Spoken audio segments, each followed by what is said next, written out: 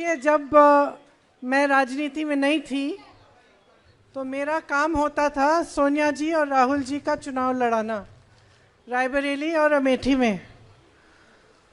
तो आप सबने कहा कि आप बहुत खुश हैं कि आज आप यहाँ हैं। आप यहाँ इसलिए हैं कि जो भी चुनाव लड़ता है ज़मीन पे वो जानता है कि चुनाव लड़ने वाला कौन है। चुनाव लड़ने वाला ब्लॉक का अध्यक्ष है, ब्लॉक के मेंबर हैं, बूथ के अध्यक्ष हैं, बूथ के मेंबर हैं, कांग्रेस का साधारण कार्यकर्ता है। अगर आप नहीं लड़ते हो तो कोई चुनाव नहीं जीत सकता। मैंने अपना अनुभव खुद देखा है कि किस तरह से अगर संगठन मजबूत होता है, संगठन के जो कार्यकर्ता हैं उनमें जोश होता है तो किसी भी परिस्थिति में चुनाव जीता जा सकता है। जब मैं पहले सोनिया जी का चुनाव लड़ने गई तो उस समय भाजपा की सरकार प्रदेश में भी थी, केंद्र में भी थी और बहुत कठिन परिस्थितियों में हम चुनाव लड़े।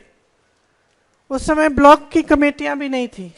हमने रात में 3-3 बजे बैठकर ब्लॉक की कमेटियां बनाई, अध्यक्ष बनाई, लेकिन किस तरह से वो लड़े आज तक हम सबको वो चुनाव याद है। क्योंकि मुश्किल से मुश्किल समय में हमारे कार्यकर्ता हमारे लिए खड़े रहे, हमारे कार्यकर्ता हमारे लिए लड़े और उन्होंने दिखा दिया कि चुनाव हिम्मत से जीता जा सकता है। आज जो यहाँ की परिस्थितियां हैं वो मुश्किल हैं, कोई ये नहीं कह रहा है कि आसान है। आप खड़े हो, आप यहाँ हो, यही बहुत बड़ी बात है कि जैसे आपने कहा, आपका नाम क्या है?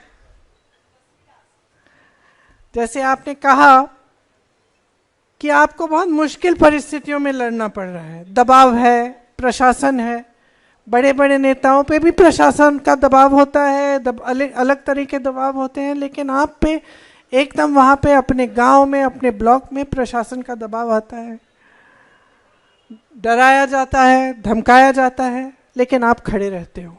तो सबसे पहले मैं ये कहना चाहती हूँ कि आपको अपने आप में गर्व होना चाहिए। आज अगर कांग्रेस पार्टी इस देश में खड़ी है तो वो आप जैसे लोगों के बल पे खड़ी है, जिन्होंने अपनी पार्टी के प्रति समर्पण और आस्था दिखाई और जो आज भी लड़ रहे हैं।